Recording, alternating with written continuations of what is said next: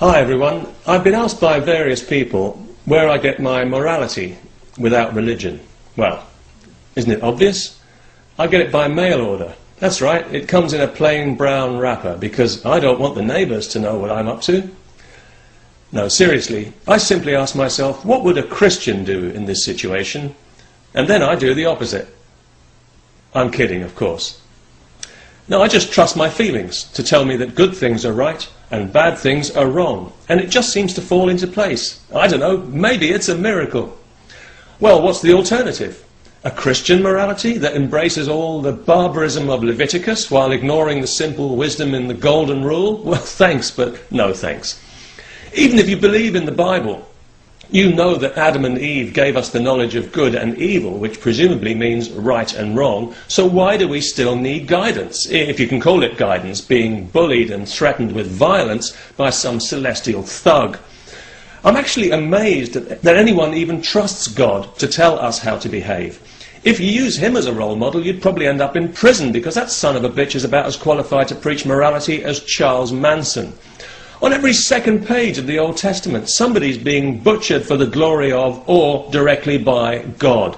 This is not a loving entity I see in these pages. This is a deeply disturbed individual. This is the kind of personality the police always tell you not to approach. This character would give Hitler a run for his money. And any morality that's there is really just a list of rules, some of them quite barbaric, which must be obeyed on pain of eternal torture. What else? But this is not really surprising, is it? Because Scripture is not actually about morality. It's really about believing in the impossible. And the more impossible a thing appears to be, well, the more likely we are to believe it, it seems to me. And the morality is really just a garnish, a dressing, which is usually ignored for the meat and potatoes of the magic and the mumbo-jumbo. For example, if you take the words of Jesus in the Sermon on the Mount, which is probably his greatest ever gig, and strip away all the Christianity, well then you'd have something worthwhile. But all the miracle stuff, the virgin birth, the resurrection, redemption, hellfire, damnation, and all the Cecil B. DeMille stuff, that's all been put there deliberately to obscure this simple fact. The last thing any clergyman wants is people living according to the words of Jesus, because if they did, there'd be no need for organised religion, and a lot of people would find themselves out of a job. They need the miracles to keep the cash rolling in, even though they tell us that it's not actually about the miracles, it's about the message. Oh yeah? And what message would that be then? Believe in me, for behold, I can do miracles. That's the message. Because if you take away the miracles, what are you left with? A pretty decent guy talking common sense, which means that nobody on this planet is going to take him seriously if he lives to be 1,000,000. The miracles are everything.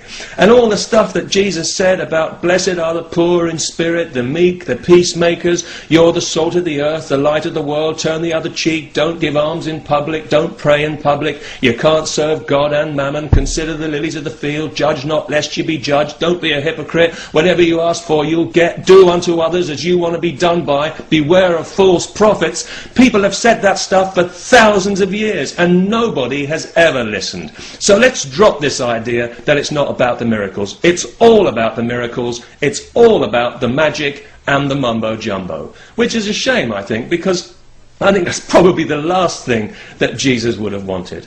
Of course, I can't be absolutely sure about that because, after all, I'm no theologian. But given all this, I'd now like to ask you, where do you get your morality from? I'd be very interested to know. And in the meantime, peace to everyone, especially Christians with guns who support the death penalty.